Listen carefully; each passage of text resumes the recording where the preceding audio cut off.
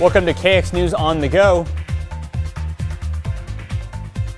I'm Chance Thicklin. Thank you for joining us. State lawmakers are considering an idea that could add a person in schools in North Dakota who can help in cases involving child abuse. House Bill 1095 would allow public school districts to appoint a liaison with Child Protective Services. That person could help set up and assist with investigations after a child reported or if a staffer discovered signs of abuse. Now, some school leaders in North Dakota argue that many times nobody is following up on abuse cases, and the school's only option is to file a 960, which is a report of a suspected abuse. Anything that can help coordinate the work between CPS and schools when we have situations arise, which they arise all of the time, I think is not a bad thing. If untrained and inexperienced individuals conduct interviews, it could interfere with the law enforcement investigation and CPS assessment process. It could taint the forensic interview process, even jeopardize the pursuit of criminal justice, and ultimately harm the child. Now, the bill already passed in the state house 81-9. It does not require public schools to appoint their own liaison. Also, right now, state lawmakers are considering passing a cap limiting how much diabetics have to pay for insulin.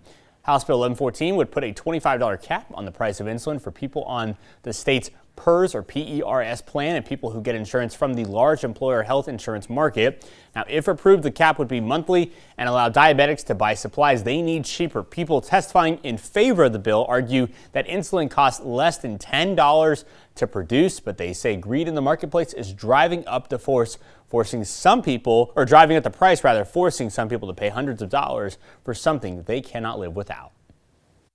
The insulin we started with and currently use is the same insulin that was released in 2000. We are at the mercy of our insurance carriers to provide negotiated drug formularies that give our loved ones the best health outcomes as prescribed by their doctors. Pharmaceutical companies are still free to charge whatever they want for insulin. The more they charge, the more everyone pays for health insurance premiums, whether it's individuals, North Dakota businesses, or state government. All right, healthcare spokespeople who oppose the bill argue that mandating price caps on insulin would not help fix the rising cost of prescriptions. Meanwhile, a state lawmaker from Bismarck has an idea to try and lower some of those prescription prices. Karen Carls is pushing for passage of House Bill 1216, which she hopes would save families money on medication for rare diseases. Now, her bill seeks to cap the amount patients must pay if there is no generic form of the medication available. Carls argues that some health insurance companies now have policies called copay accumulators, which means they won't allow people to use coupons to save money on their deductible and out-of-pocket limits. If companies are willing to create a miracle drug and to help patients obtain it via drug assistance programs, these should be accessible to them. We need to update our laws to prohibit insurers from this practice and enable patients to access and afford the life-saving medications they need to manage their chronic illness. Now, Dylan Wheeler with Stanford Health argues that even if House Bill 1216 passes, drug companies can continue raising the price of medications while offering coupons for the same drugs, which he says would just cost people more on their insurance plans. Let's turn things over to meteorologist Andre Brooks. Andre?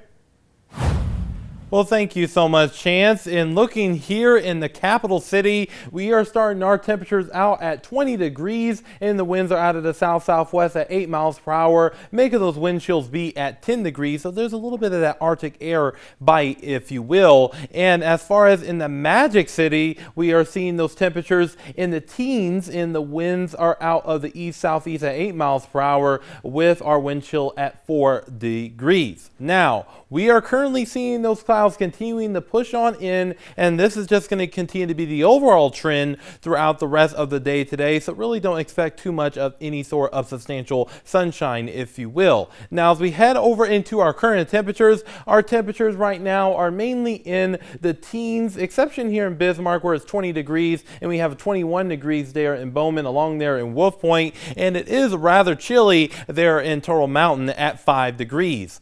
Now, over the last 24 hours, we have seen about a 10 to 30 degree temperature difference, and it's decreased since this time yesterday. So this really lets you know that that cold front meant business yesterday. Now, our wind chills brought to you by Absolute Comfort Plumbing and Heating are mainly in the single digits in the teens. So if you're going outside and doing anything, make sure that you have a jacket because it is a little bit on that cooler side. Now, our area of high pressure is giving us that cooler air for right now, but however, over time, this area of high pressure will migrate its way towards the south and east, and it will help warm things up over the next few days and keeping things quiet as well. But however, once we get into our Friday, things change as an area of low pressure will start to develop and push its way towards our neck of the woods, and I get to that in just a second here. But we are going to continue to see those clouds continue to stream on in, and even some precipitation chances as we get into the afternoon hours, and the precipitation will be relatively light. And once we get into this evening in the overnight hours, that's where those conditions will start to improve and we will see things clear on out. Now, our highs for today will be quite a challenge, but for the most part, we are thinking temperatures will be in the 40s, which means our spring meter will be at a level 2 for today. And as far as tonight is concerned, we will see those temperatures drop on down into the 20s and maybe even a few 30s as well. So it's going to be a warmer night in store for us compared to what we've seen last night into this morning. But here's the thing. For our Wednesday, we will see those temperatures overall increase into the 50s for both Williston and Bismarck, and even into the 60s for Dickinson. Minot will be on the cooler side in the 40s though. But however, once we get into our Thursday, we will see those temperatures increase into the 60s for the most part, with some 50s here and Minot. Now, we will be watching for our Colorado low Friday into Saturday, and it could at least bring us some light accumulations here in south central North Dakota. So that's something we'll be watching very closely here, and this seems to be the likelihood scenario. But however, we do still have that potential of seeing overperforming and giving us the bigger system here across our viewing area. So again, we will be watching things very closely over the next few days, because things will and can change, because we are still 3 to 5 days out and the storm type could change ever so slightly. So tune into KX News for the latest on this. Now, once we get into Friday and Saturday, we will see those temperatures drop down into the 30s and the 20s for Williston, and for Dickinson into the 30s, and we will see windy conditions on the increase here. And for Minot, we will see those temperatures decrease into the 30s and 20s for Friday and Saturday. And once we get into Bismarck, 40s and 30s for Friday into Saturday. So Chance, it looks like a lot is going on this week. Sounds good. You got us covered. All right, for KX News, I'm Chance Dicklin. Have a good day.